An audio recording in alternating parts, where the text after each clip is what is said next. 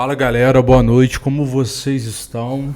Bom, começando mais um vídeo aí falando do JPA, mais um vídeo falando do Spring Data. Quem me acompanha sabe que já tem pelo menos uns 3, 4 meses que eu tenho procurado, né, fazer contato com júniors ou pessoas que estão estudando, iniciando, né, na área de tecnologia e que escolheram Java e Spring, né, para poder estar estudando ou trabalhando, enfim. E com base nisso, né, comecei a gravar alguns vídeos com o objetivo de poder estar ajudando o pessoal. Os vídeos não possuem edições, infelizmente não tenho tempo de fazer corte, não tenho tempo de fazer edição, não tenho tempo de fazer capa. Então é tudo de uma forma muito simples, muito objetiva, mas sempre procurando tentar ensinar e passar algo útil para vocês.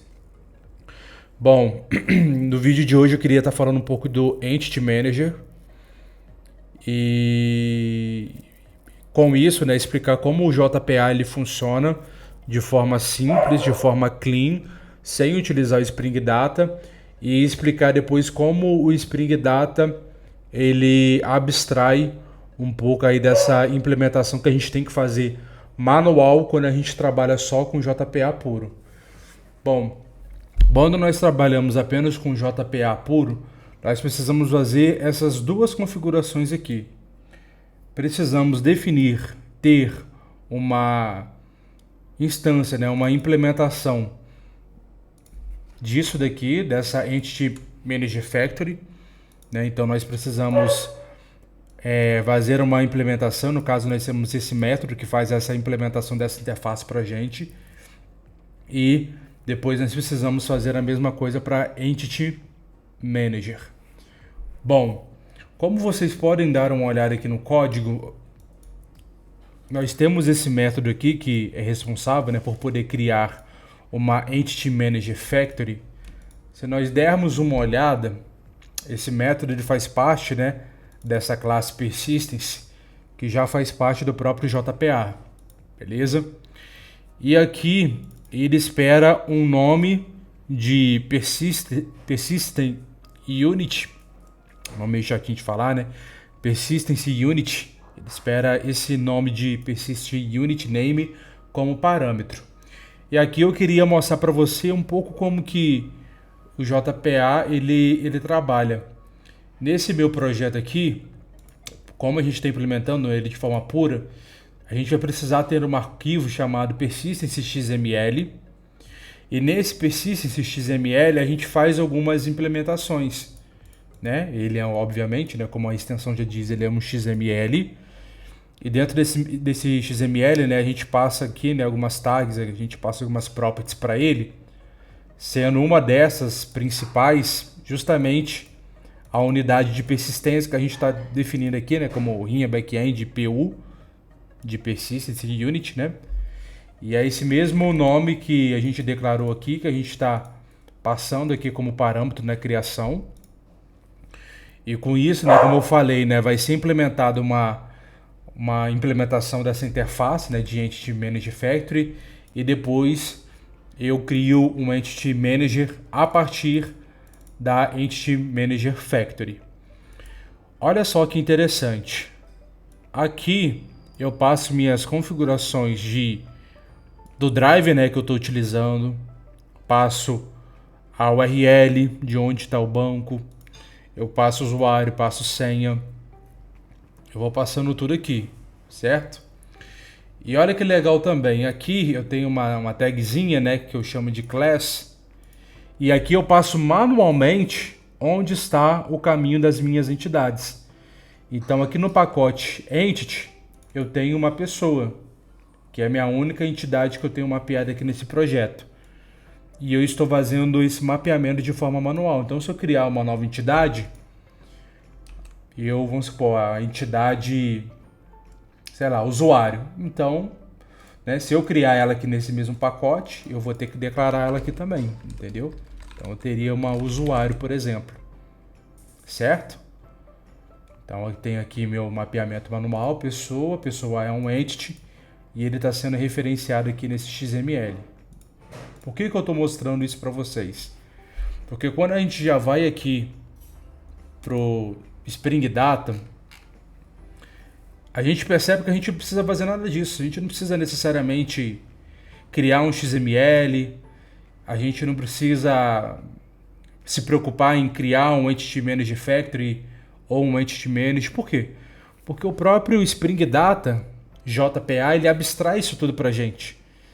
Então ele resolve isso tudo para a gente. E é interessante porque só da gente anotar, né, com o @entity aqui no Spring Data JPA, só da gente ter a anotação, aqui no caso já tem uma conta, a gente tem essa anotação @entity, então ele por debaixo dos panos entende que isso é uma entidade e é como se debaixo dos panos ele fizesse, né, esse mapeamento para a gente. Ele já consegue estar entendendo que conta faz parte de uma entidade e que essa entidade ela será mapeada. Então esse próprio framework, né, o Spring Data JPA, ele já faz essas implementações para a gente, de forma que a gente não precisa se preocupar com nada disso.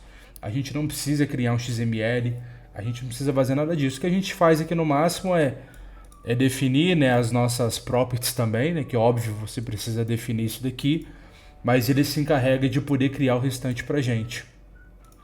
E com base nisso, né, eu queria estar falando no vídeo de hoje um pouco, né, a respeito do Entity Manager. O Entity Manager ele é uma forma de criarmos também as nossas queries, certo? E para que a gente possa fazer isso, né, para que a gente possa utilizar o Entity Manager, a gente precisa de uma anotação, Persistence Context, que ele já pega a própria Entity Manager que o Spring Data JPA já implementou para a gente. E a partir disso, a partir do momento que eu tenho uma Entity Manager, eu tenho aqui as minhas implementações de uma query, ou seja, eu estou criando aqui uma query através desse Entity Manager. Eu fiz algumas implementações aqui, então vamos por parte. Aqui eu tenho o meu obter conta Entity Manager, o 1, né? É o primeiro método, né? Eu coloquei assim, depois tem o 2, depois tem o 3, enfim. A primeira implementação eu fiz o seguinte, eu chamei esse Entity Manager, dei um Create Query. Aqui eu tenho o SQL da query, que seria esse daqui, certo? Eu preciso depois setar os parâmetros. Eu vou até executar isso daqui para que vocês possam ver em tempo de execução e debugando, para poder compreender melhor. Beleza, então aqui eu tenho meu SQL Query, onde CID é igual a ID conta, beleza. Aqui eu tenho que setar o parâmetro, ou seja, o que é esse ID conta que está na query, né? Esse ID conta origem, o que é ele? Ele é a mesma coisa que isso daqui, ó, que o valor 1, que é o que está vindo aqui na minha request. Então, dessa forma, né, quando eu for executar a consulta, eu tenho aqui meu resultado funcionando perfeitamente. Aqui, ó, o meu conta origem executou aqui. Aqui eu não consigo, né, eu pelo menos não consegui retornar um optional, então já retornei a conta direto. Beleza, mas aqui, minha conta ela foi retornada, foi no banco de dados e retornou perfeitamente. Então eu tenho algumas implementações aqui. Eu tenho, né, esse obter conta com Entity Manager normal, tenho o obter conta Entity Manager 2, por exemplo, que aí a gente já vai utilizar dessa forma, né? Eu vou setar o parâmetro normal, o que está mudando, deixa eu ver. Já sei, o que está mudando é que eu não estou passando o tipo. Você pode criar uma query tanto já definindo qual objeto que será retornado, no caso eu definir como um conta.class, ou eu posso não especificar qual será o objeto e fazer um cache, né, na hora de retornar, né, na hora de eu executar, que é o método de...